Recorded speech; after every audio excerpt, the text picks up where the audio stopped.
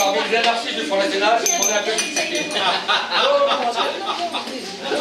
Bon, je pense que vous connaissez à peu près tous, je ne vais pas vous représenter. Bon, écoutez, je suis très heureux de vous recevoir aujourd'hui notre député européen Gilles Le Breton. Bah, depuis de nombreuses années, Gilles est toujours notre défenseur absolu dans l'Europe. Gilles est en plus un de nos, non je ne vais pas dire admirateur, et la personne qui est toujours disponible pour nous à Saint-Nazaire et pour la région, pour défendre notre territoire, pour défendre écoutez, la France en général, pour défendre les intérêts français. Bon, je vais faire un commentaire un peu plus, on va dire, personnel. Je vous stresse. Ah, attention. S'il vous plaît, un peu de calme. C'est pas la réunion lutte ouvrière. S'il vous plaît. Il y a quelqu'un là-bas, pour l'instant il n'y a personne. Bon, notre parti, le Front National, est en pleine effervescence, vous savez tous. Il faut bien reconnaître, après un demi-échec aux élections législatives. Entre refondation, reconstruction, lutte d'influence au sein du mouvement, il va falloir une clarification et une mise à plat de nos options. S'il vous plaît. Oh, excuse-moi. Excuse-moi de te couper un peu. Pas trop quand même. À la longueur. Notre ancêtre du Front National, un des créateurs du Front National avec Maggie. On va dire, monsieur Paul. On va dire ça comme ça. Bravo. Bon, mais cette reconstruction ne doit pas se faire en petit comité. Nos militants, nos adhérents et nos sympathisants doivent avoir droit au chapitre. Notre ni droite ni gauche est-il encore une option pour notre parti? Question que je me pose, moi. Je suis en accord avec Gilles Le Breton quand il cite « Marine a raison, le FN reste souverainiste, mais il doit écouter l'angoisse des Français sur la sortie de l'euro. » Moi, je rajouterais pour ma part, le FN ne doit pas remettre en cause ce qui fait le fondement de notre parti. La lutte pour notre identité. Le combat contre l'immigration sauvage, contre l'islamisme et contre la subversion migratoire. Que je qualifie comme, bon, un garçon qui n'est pas forcément de notre bord, mais je qualifie comme Renaud Camus, comme le grand remplacement. C'est ma parole personnelle. Dans notre région des Pays de Loire, que dire du limogeage et de la démission de notre ami Pascal Gala, président de notre groupe à la région. Pascal, je vous le précise, n'a jamais démérité. Cette démission décidée par Marine montre malheureusement, une fois de plus, que le dialogue entre les élus militants reste en option dans notre mouvement. Je le dis carrément, je me suis en région opposé à ce limogeage décidé d'en haut, par Marine. Moi, j'ai une vieille contribution, elle n'est pas de moi, elle est des gens étrangères. Mon honneur s'appelle fidélité. Et je reste très attaché à ce discours. Par contre, je veux dire merci, toi, Gilles, pour avoir, dans un communiqué, rappelé l'action de Pascal Gana dans notre mouvement. Nous savons tous que nous entrons dans une phase cruciale pour notre mouvement. Entre changement de nom, lutte d'influence, la création des patriotes par Florian Philippot en pleine campagne législative a, d'après moi, jeté le trouble parmi nos adhérents. La désaffection de nos militants, le non-renouvellement d'adhésion pour beaucoup de nos amis en est le signe. Il est temps, plus que temps, de tout remettre à plat. Il en va du renouvellement de notre parti. Je vais vous rappeler une autre chose avant de passer la parole à M. Boucher.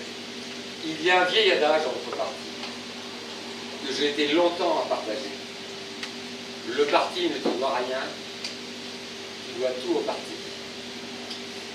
Mais je vais préciser à la personne du cadre national qui m'envoie ça, un parti ne peut exister que par ses adhérents que par ses militants, le parti n'existe plus. Bon, pour moi, la polémique est finie. D'ailleurs, c'est pas une polémique, c'est une contribution à ce qui se passe dans notre mouvement. Bon, maintenant, je vais passer la parole à Gauthier. Bravo Jean-Claude, tu as parlé de ça. Et puis, c'est pour toi, Marie.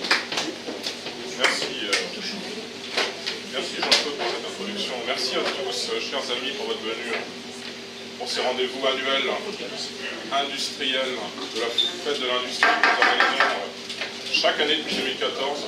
Nous sommes très attachés à cette continuité qui montre à nous-mêmes et aussi finalement à nos adversaires qu'on n'est pas comme ça dans une opposition de figuration, mais que nous voulons être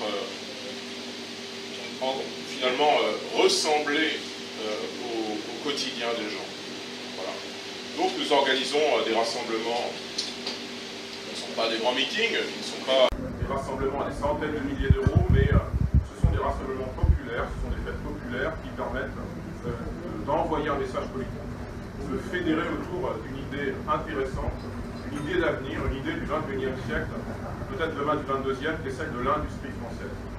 Pas de puissance française, pas de puissance mondiale sans une industrie forte. Et cela, Gilles, qui est notre représentant au Parlement européen depuis 3 ans, nous l'avons tous élu ici.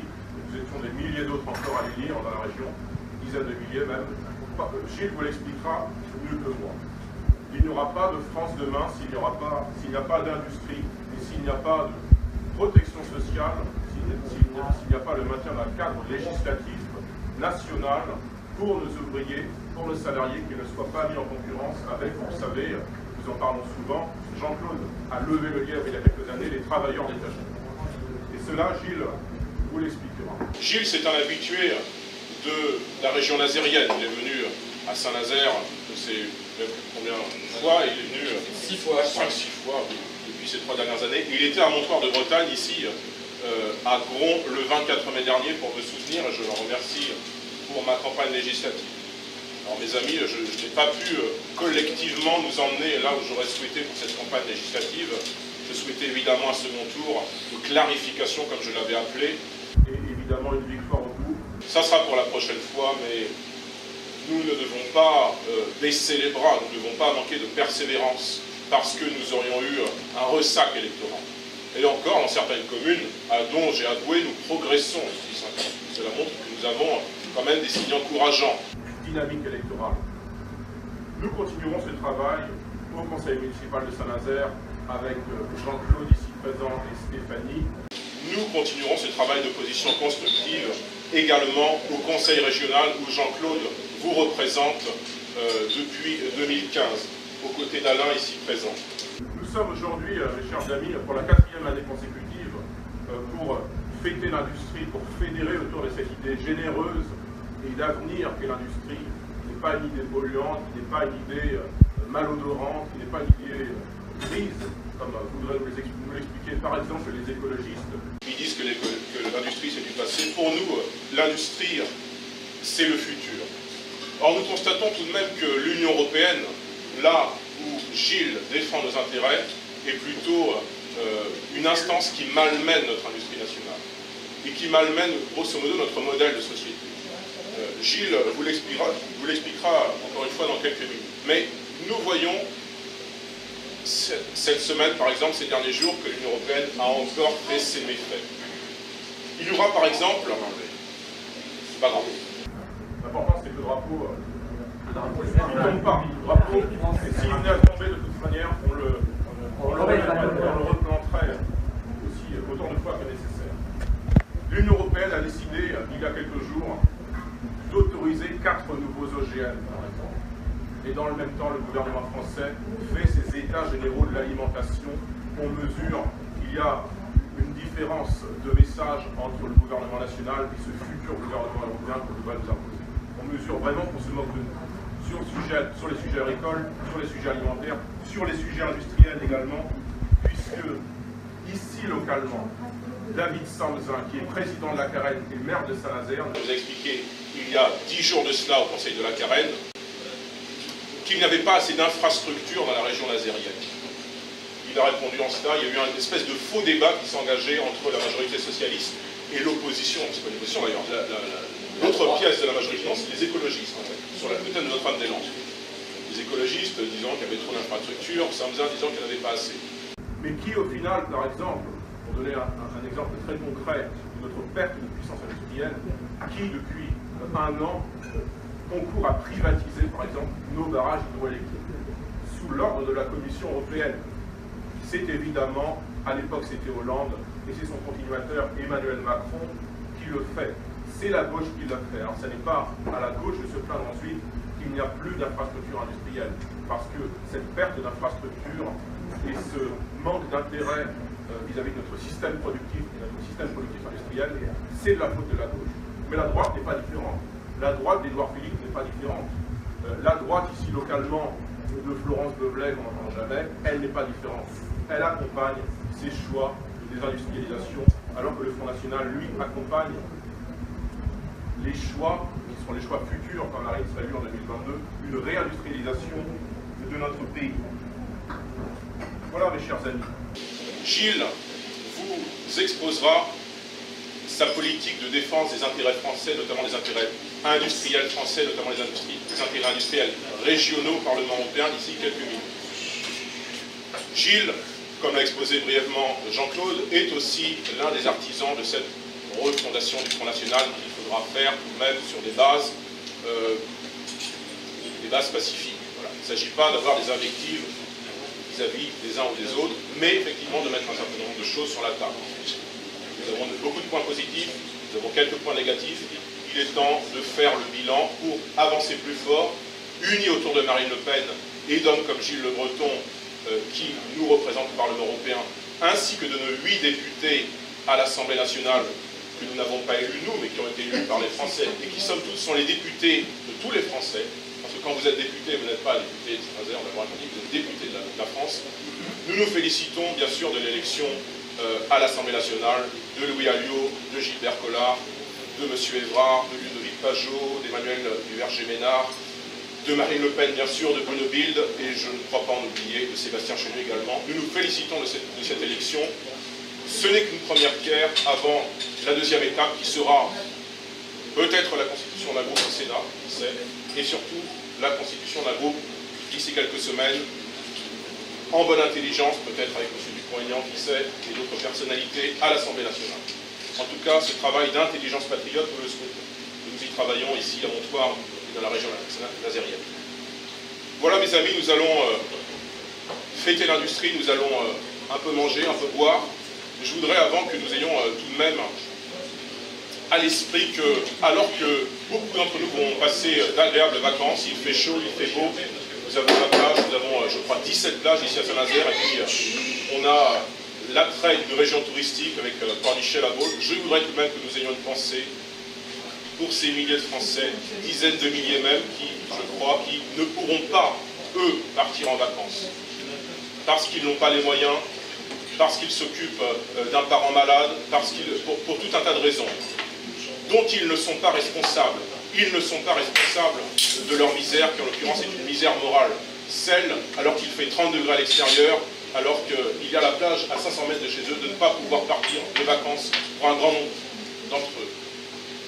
Je voudrais que nous pensions à eux, sans nous complexer bien sûr, mais que nous ayons tout de même une pensée pour eux, parce qu'ils ont droit, autant que les autres, à cette dignité, ils ont droit, autant que les autres, d'avoir des loisirs, d'avoir du temps libre, de profiter de la vie. Ils ne sont pas que des bêtes de somme, ils ne sont pas des bêtes de somme d'ailleurs, ils ne sont pas rien, comme le dit M. Macron, qui dit qu'ils vont et viennent dans des gares et qu'ils n'ont aucune importance dans la société. Ils sont l'élément moteur de la société. Ils sont cette classe ouvrière et salariée qui forme la classe majoritaire de la société. 13 millions de personnes en France. Ils devraient avoir un peu plus voix au chapitre. Ils auront beaucoup plus voix au chapitre quand Marine Le Pen sera au pouvoir, quand elle inscrira notamment dans la Constitution le mode de scrutin proportionnel et d'ailleurs la préférence nationale, qui seront d'autant plus prioritaires chez eux. Voilà. Donc ayons une pensée pour eux alors que nous allons déjeuner d'ici quelques minutes. Merci à tous.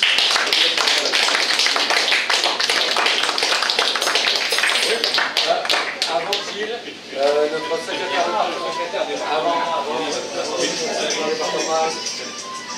S'il vous plaît, laissez vos téléphones. Bon, Gilles, Alain à vélo, patron de UFL 44. Voilà. Tiens, vous arrêtez quelques mots. Oui, d'autant que c'est ma première fête de l'industrie, puisque je crois que ça existe depuis 2014 et que je n'avais pas eu jusque-là l'occasion.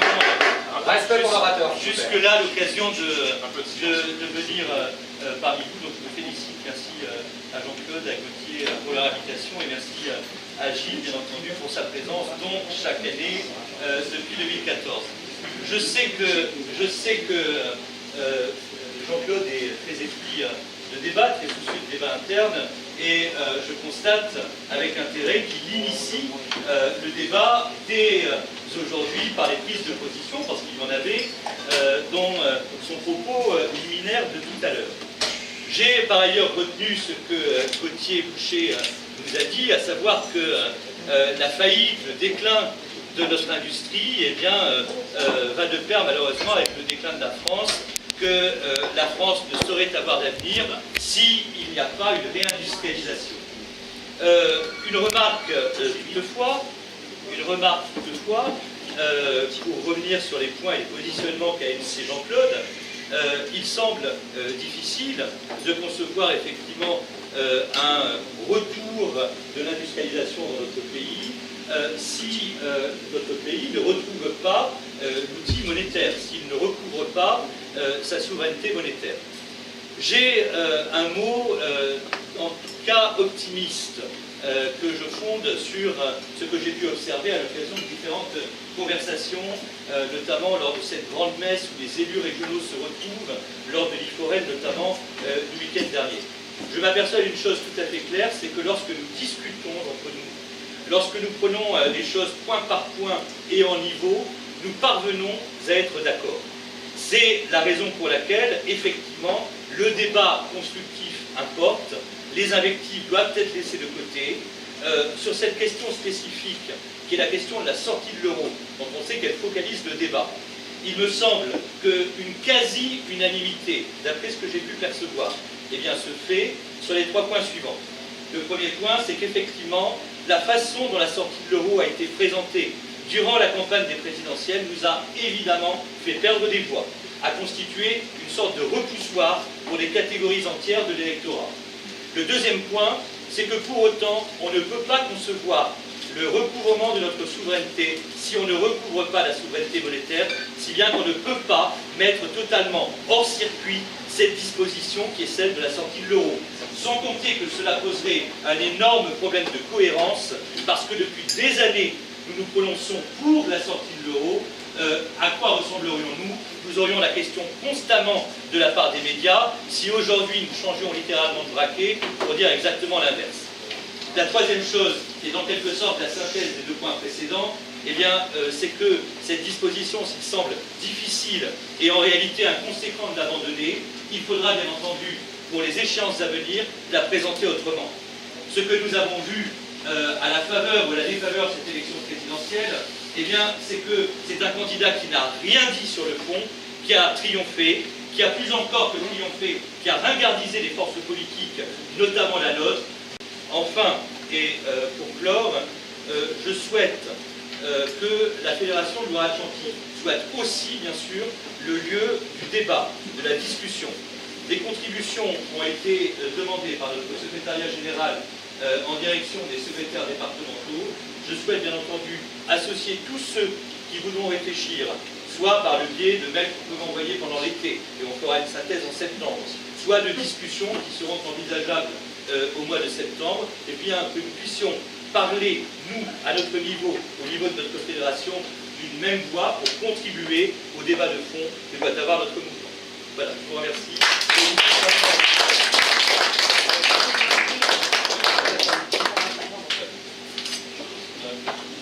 J'ai le pouvoir. Pas encore au pouvoir. Mes chers amis, je suis d'abord très heureux d'être à nouveau à Saint-Nazaire. Alors d'une part, je suis toujours très bien reçu. C'est l'un des endroits finalement de la circonscription où je vais le plus souvent, Saint-Nazaire. Donc je m'en réjouis. Et puis aussi parce que je vous suis redevable. Parce qu'en effet, lors d'une de mes précédentes visites, j'avais été faire une conférence de presse devant les 2 navires Mistral, dans les Saint-Nazaire, pour protester contre le refus finalement d'honorer la parole de la France et de les vendre à la Russie. Et ça m'a valu d'être remarqué par la presse russe, et depuis, j'accorde régulièrement des interviews à la presse russe. Encore hier d'ailleurs. Donc, c'est grâce à vous.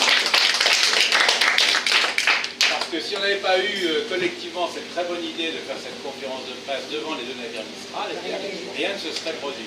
Alors, comme j'ai quelques difficultés à accéder à la presse française, ça n'a échappé à personne, et au moins je suis interviewé par la presse russe. D'ailleurs, je lui rends hommage parce que, contrairement à tout ce que vous pouvez lire, elle est extrêmement objective. Elle rend toujours compte de mes propos avec objectivité, sans chercher à déformer ce que je dis. Ça, c'est appréciable. On n'a pas toujours cette chance-là avec la presse française, il faut bien le dire. Et sachez que le Parlement européen s'inquiète justement du rôle que joue la presse russe en langue française pour diffuser une information objective. Et le Parlement européen a à plusieurs reprises voté des résolutions pour stigmatiser cette presse, au motif qu'elle justement elle désinformerait la population française. C'est en réalité exactement l'inverse qu'elle fait. Ça, je tiens quand même à le dire. Et moi, je trouve que ce sont au contraire les journalistes russes qui m'interrogent, de très grands professionnels. Voilà, ça méritait d'être dit. Alors, sur... vous voyez que l'industrie française se porte mal, et voilà, symboliquement, la fiche qui tombe. Mais il ne faut pas nous décourager. Alors, un petit mot d'abord sur l'actualité. L'actualité pour nous, Front National, c'est la refondation. Alors elle est en cours, il y a des groupes de travail qui sont en train de plancher sur la stratégie, sur les futurs thèmes de campagne, sur notre future organisation interne, etc. Et puis très prochainement, les 21 et 22 juillet, il va y avoir un rendu de ces travaux sous la présidence de Marine Le Pen. Mais bien sûr, tout ça, ça ne sera que des travaux préparatoires parce que il s'agira à terme de bien préparer le congrès de mars 2018, où là, nous aurons cette refondation. Donc il est légitime que Jean-Claude, que Alain échangent quelques idées sur la question, parce que le travail doit être l'œuvre de tout le monde, de tous les secrétaires départementaux, de tous nos responsables, de tous nos militants, et pas seulement des cadres. Donc n'hésitez pas à faire remonter ce que vous souhaitez que Marine entende. Moi-même, depuis quelque temps, vous savez que ma parole est assez libre. Je dis assez librement à Marine ce que je pense pour faire évoluer le commune. J'ai constaté comme vous qu'on est au creux de la vague. Il ne faut pas se bercer d'illusions. Dans la vie d'un parti politique, il y a des temps forts, et nous en avons vécu beaucoup depuis que Marine est arrivée à la tête du Front en 2011. Je dirais que pendant 3 ans, pendant 6 ans, entre 2011 et 2017, on a vraiment vécu tous ensemble une montée en puissance progressive. C'était assez formidable à vivre. Avec beaucoup d'enthousiasme, beaucoup d'espoir, beaucoup d'élus quand même aussi, des vraies victoires. Et puis, on a tous eu l'espoir de gagner la présidentielle, moi le premier, et puis ça ne s'est pas produit. Et on est d'autant plus déçu que celui qui a gagné à notre place, en quelque sorte, c'est quelqu'un que personne n'attendait, qui a surgi du bois, mais qui est l'homme du système, de toute évidence, qui a été supporté par les médias, par toutes les grandes puissances financières, et son coup a été pour le moins bien préparé. Alors il ne faut pas, je crois, sombrer dans le pessimisme quand même. On a beaucoup de moyens de rebondir assez rapidement. D'abord parce que Marine a reconnu qu'il fallait refonder le mouvement, et je crois qu'en effet il est temps pour nous d'ouvrir une nouvelle page. Donc ça va être fait. C'est très positif. Et puis aussi parce que Macron est en train de décevoir déjà. N'oubliez pas ça. Macron a fait un début de mandat mauvais. Alors la presse ne vous le dira pas, parce que la presse est entièrement acquise. Mais il y a des signes qui ne le trompent pas. Il a scandalisé tout le monde quand même. Ça c'est difficile à faire en disant qu'il y a des gens qui ne servent à rien, des gens qui ne sont rien. C'est quand même un mépris pour les gens du peuple en réalité. Un mépris de classe qui est absolument sidérant. Voilà, il n'en est pas à son coup d'essai d'ailleurs. Pendant la campagne, il y avait déjà eu quelques dérapages. N'oublie pas que dans le Nord, il avait qualifié les électeurs du Nord d'ivrognes en puissance. En Bretagne, il avait qualifié les ouvrières d'analphabètes. Les illettrés de Gade. Voilà, les illettrés de Gade. Donc il n'en est pas à son coup d'essai, c'est quelque chose de récurrent, et je crois que ça commence à susciter un certain mécontentement. Il y a pire, il y a une utilisation de la communication qui devient carrément grotesque. Je ne sais pas si vous avez vu cette photo où il était déguisé en Rambo, il était élitreillé d'un hélicoptère sur un sous-marin. Non mais c'est le président de la République quand même, à un moment donné, il faudra devenir un peu sérieux. C'est ridicule. Et là, je crois que ça a provoqué une espèce de sidération parce que finalement, on n'a pas beaucoup commenté cette photo. Hein. Je crois que ça a sidéré la presse aussi, de voir qu'à quel point on ne respectait plus les codes. Un président de la République doit être digne quand même, il représente la nation. Il ne peut pas jouer comme ça à faire Rambo. Donc ça, je crois que ça va nuire à son image. Et puis le pire de tout, c'est qu'on est en train de voir que son programme, ses promesses n'étaient pas viables. Rappelez-vous, il nous avait promis une diminution d'impôts. Et je suis persuadé que beaucoup de Français ont voté pour lui parce qu'ils avaient cet espoir-là. Or, ça y est, maintenant, on sait à quelle sauce nous allons être mangés. Il a été rappelé alors par l'Union européenne, sa chère Union, par Mme Merkel aussi, et il va appliquer le programme d'austérité de l'Union. Et nous allons donc avoir des augmentations d'impôts immédiates. Alors, avec la CSG, mais pas seulement, toutes les promesses d'exemption qu'il avait faites, c'est tombé à l'eau, et donc nous allons véritablement souffrir. Évidemment, nous, au fond, ça ne nous surprend pas, on pensait bien que ça arriverait, mais il n'est jamais bon pour un homme politique de trahir à ce point ses promesses. Alors, quand les Français vont réaliser, je crois qu'ils vont le réaliser très vite, vous allez voir que la rentrée de l'automne va être une rentrée sociale très chaude, avec beaucoup de manifestations, eh bien, les Français vont se dire, voyons, on a déjà essayé la gauche, bon, vu ce que ça a donné. La droite, Sarkozy, il faut bien le dire, a beaucoup déçu quand même. Macron, qui était soi-disant nouveau, il est déjà en train de décevoir. Donc, qu'est-ce qui reste? Eh bien, il reste nous, quand même. Donc, à nous de bien jouer le coup, à nous de savoir nous refonder, de savoir, peut-être, en effet, avoir un discours sur la souveraineté monétaire plus rassurant. Et à ce moment-là, je crois qu'on peut avoir de grands espoirs, et d'autant que les échéances prochaines vont venir vite, hein, puisque les prochaines élections importantes, c'est les européennes, c'est dans 2 ans. Et si nous arrivons à démontrer d'ici là que Macron a trahi ses promesses et qu'il est l'homme de l'austérité, on peut faire un très gros coup aux européennes. Et ça nous remettra en selle ensuite pour les élections encore plus importantes que seront les prochaines présidentielles et législatives. Les municipales. Alors, bien sûr, les municipales sont des élections à part, parce que le sort du pays n'en dépend pas.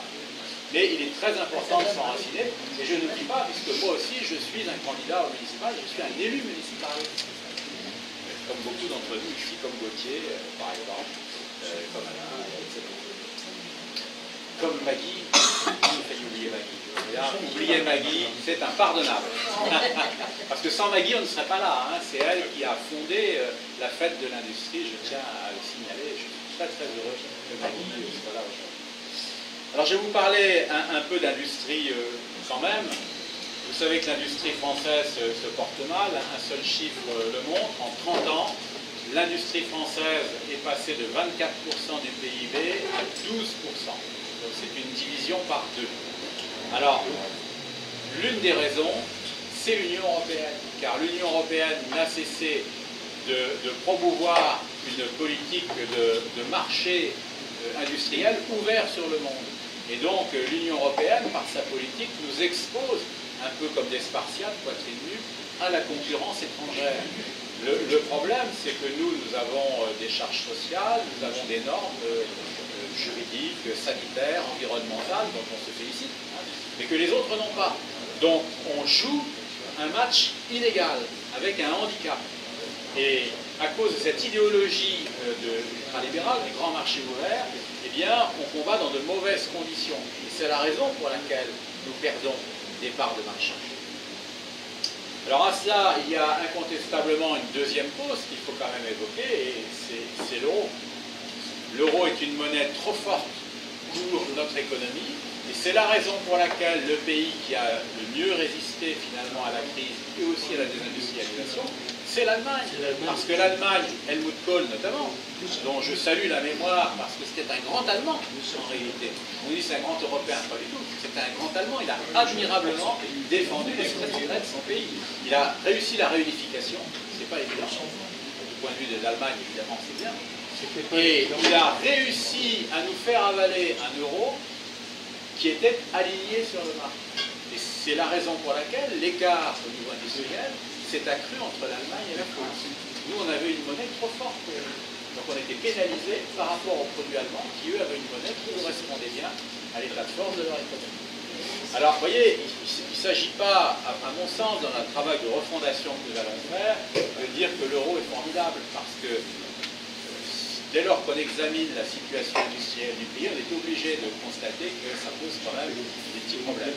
Mais simplement, puisque les Français ne veulent pas entendre ce message, ils ne sont pas prêts à entendre, je crois qu'il faut dire qu'on a d'autres priorités maintenant, avant le changement de monnaie, et ces autres priorités, c'est la défense de l'identité nationale, pour des raisons que chacun comprend, c'est que nous sommes victimes, comme Jean-Claude l'a rappelé, d'une véritable submersion migratoire. Ce n'est pas le thème d'aujourd'hui, mais sachez que je suis effrayé par tout ce que je vois à l'Union européenne. Le plus dur est devant nous, sachez-le quand même. Voilà.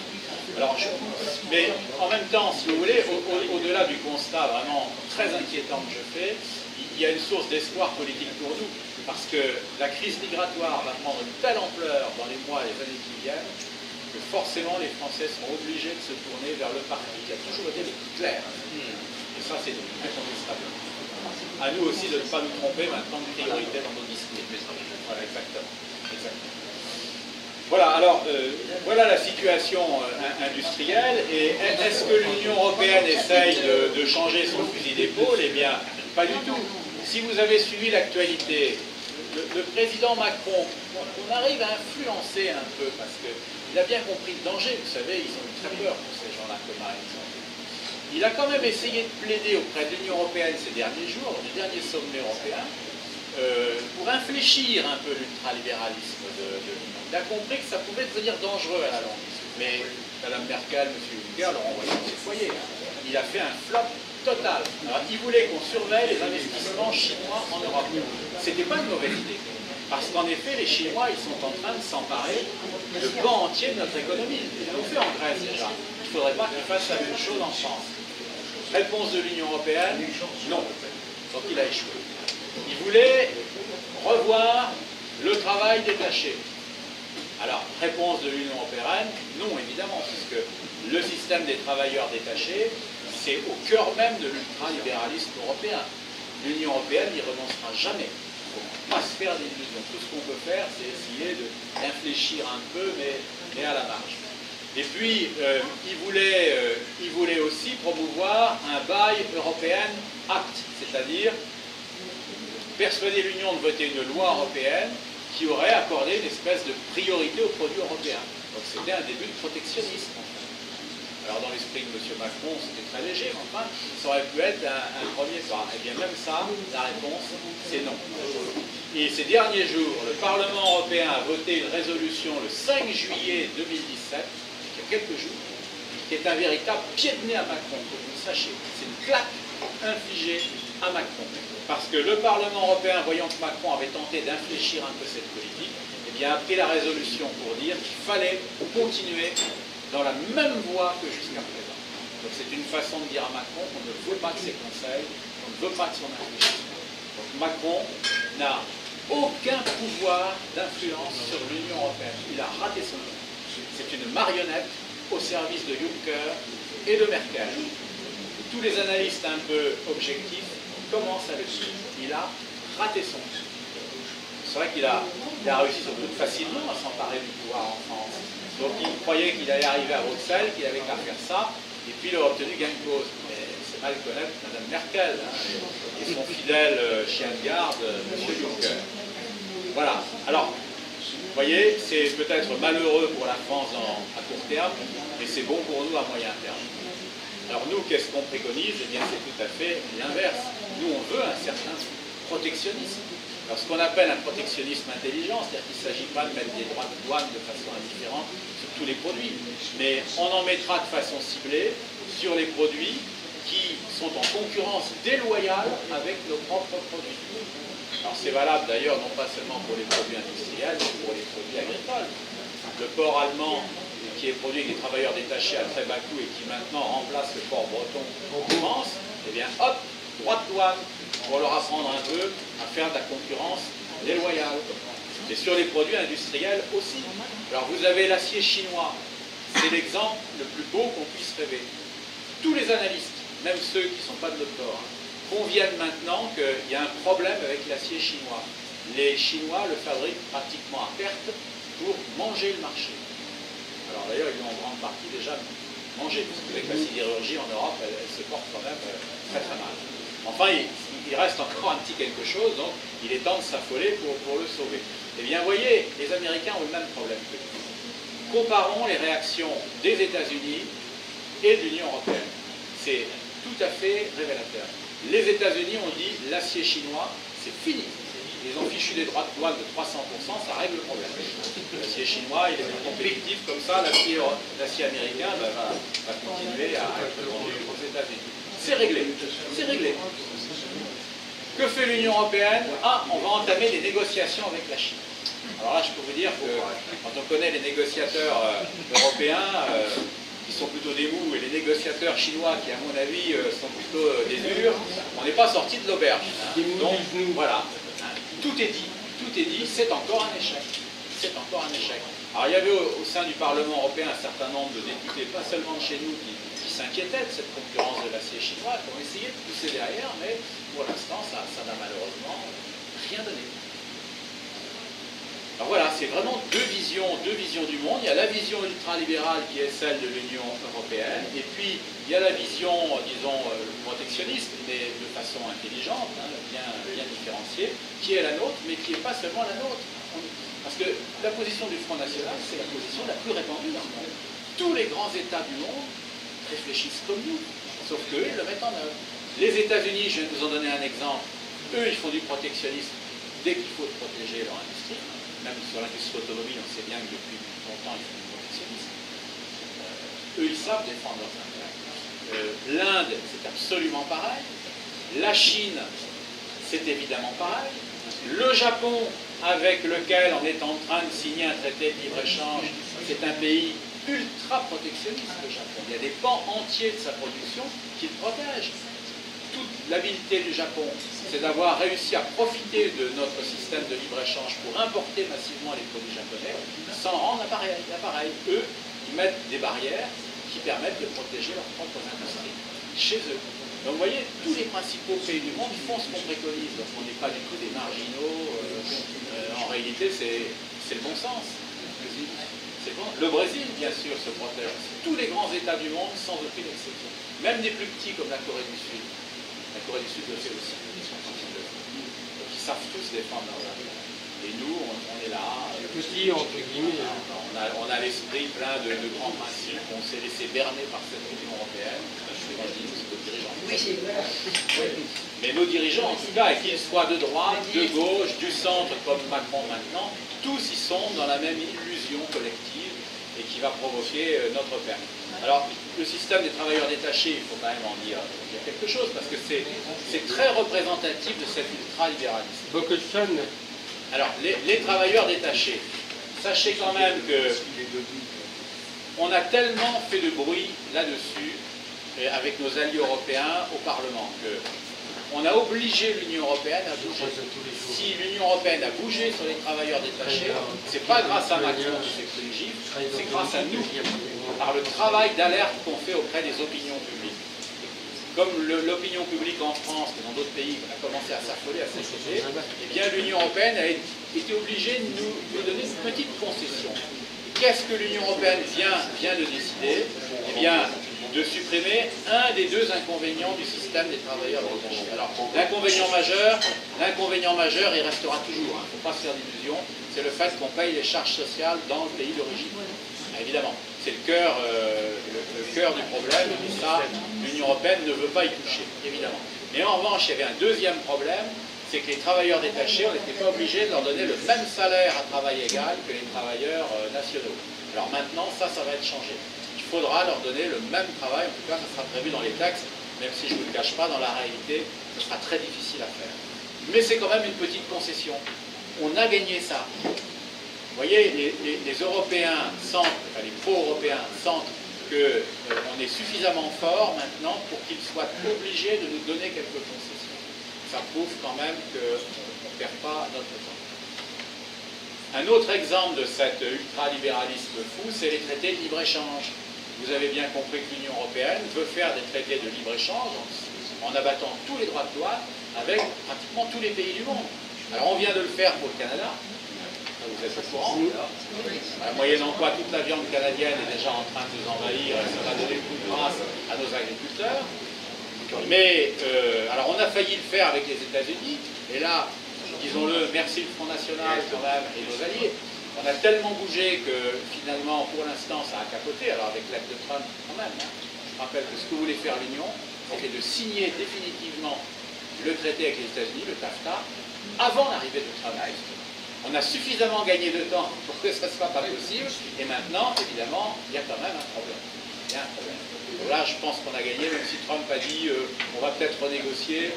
Je ne suis pas persuadé que ça soit vrai, il a peut-être dit ça pour histoire d'arrondir les angles, mais je crois que l'homme a quand même de fortes convictions. Mais voilà, un nouveau coup dur qui nous tombe sur la tête. On est en train maintenant de signer un traité de libre-échange entre l'Union européenne et le Japon. C'est le JEFTA. Voilà, un nouveau sigle, voir s'y habituer. Et là, je vous signale que là, le problème, c'est sur le plan industriel. Autant le traité de libre-échange avec le Canada, c'était effrayant, surtout du point de vue agricole, et le JEFTA avec le Japon, c'est effrayant sur le plan industriel, parce que toutes les automobiles japonaises vont pouvoir entrer en France librement, sans droit de douane, sans quota. Et là, je peux vous dire qu'on prend un sacré risque. Alors j'ai tweeté immédiatement qu'on prenait un très gros risque en signant ça. Le premier qui m'a répondu, c'est un japonais, qui m'a répondu en japonais, heureusement il y a eu une traduction, et qui m'a dit vous avez qu'à vous aussi vous débrouiller pour envoyer vos voitures françaises au Japon. Ça va être compliqué. Certes, mais ça risque quand même d'être compliqué parce que nous, culturellement, si vous voulez, on a l'habitude de recevoir. Hein, on est malheureusement trop ouvert au libre-échange. Les Japonais, ils pourront signer tous les traités du monde. Culturellement, eux, ils ne sont pas prêts de remplacer les voitures japonaises par des voitures françaises. Hein. Donc j'ai bien l'impression que c'est encore un marché de vie. Alors, tout n'est pas perdu, parce qu'on a eu une autre victoire juridique, celle-là, ça c'est ma victoire initiale dans ma commission des affaires juridiques, c'est qu'on a soulevé une objection à ces traités. Écoutez bien, c'est important. Vous allez voir qu'on peut toujours gagner finalement, même quand on est minoritaire. Objection, c'est qu'en droit européen, il y a deux catégories de traités. Il y a les traités qui relèvent uniquement de l'Union européenne. Donc là, l'Union les signe toute seule et puis hop, ça entre en vigueur, avec un vote du Parlement européen, puis c'est fini. Les parlements nationaux ne sont même pas consultés. Et puis, il y a ce qu'ils appellent les traités mixtes. Et les traités mixtes, c'est des traités qui portent à la fois sur des matières relevant de la compétence de l'Union, mais aussi sur des matières qui relèvent de la compétence des États. Et les traités mixtes, pour être valables, il faut qu'ils soient ratifiés non seulement par l'Union européenne, mais aussi par les parlements nationaux. Eh bien, j'ai profité d'un petit traité qui avait l'air de rien, pour pas être trop visible, de libre-échange avec Singapour, pour demander à la Commission des affaires juridiques de saisir la Cour de justice de l'Union sur le point de savoir si cet accord était bien un traité exclusif, relevant uniquement de l'Union, ou un traité mixte. Et la Commission des affaires juridiques n'a pas vu, à mon avis, de danger, elle a accepté de saisir la Cour.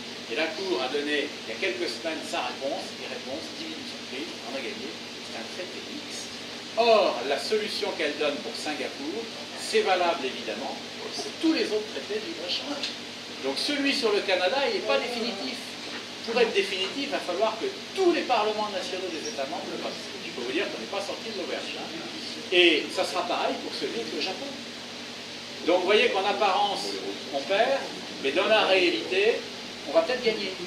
On va peut-être réussir à torpiller tous ces traités de libre-échange. Et là, les dirigeants de l'Union sont tellement embarrassés qu'ils cherchent à gagner du temps.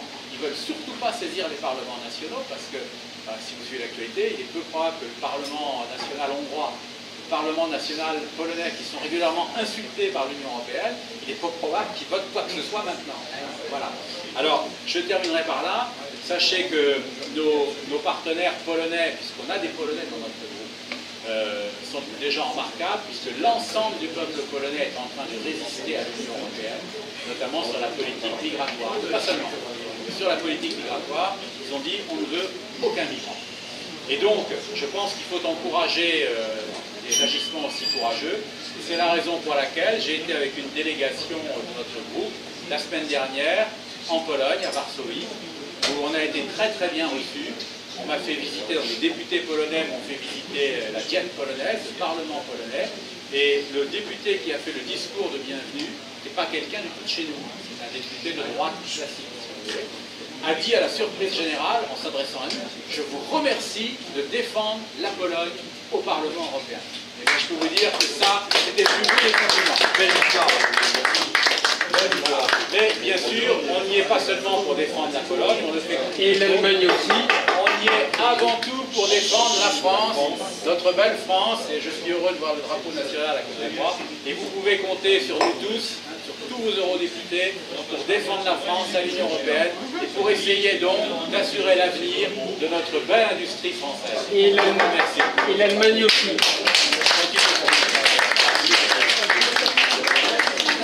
Je vais reprendre la parole après le député européen pour vous rappeler quand même que je suis convoqué mardi. S'il vous plaît, je vais rappeler après l'intervention de notre député européen magnifique, je vais vous rappeler que moi on va rester sur des bases très terre à terre. Je vais vous rappeler que mardi prochain, à 14 h, je suis convoqué par l'association musulmane de Saint-Nazaire contre un de mes écrits qui a été mal interprété, on va dire ça. Donc, ce n'est pas une priorité nationale. Mais j'aimerais beaucoup, je vous le dis carrément, j'aimerais beaucoup que beaucoup de nos amis me rejoignent ce jour-là. Vous savez, il y a une chose simple. Ici, nous sommes à Saint-Nazaire, enfin, Montour-de-Bretagne. Ici, à Saint-Nazaire, nous avons été convoqués par la justice, pas par la justice, par les plaintes de nos adversaires politiques, simplement sur un fait. Le fait qu'on avait déjà refusé qu'un certain artiste qui s'appelle Joe Star fasse sa publicité alors que c'était un mec qui tapait des femmes. Nous avons fait des autocollants.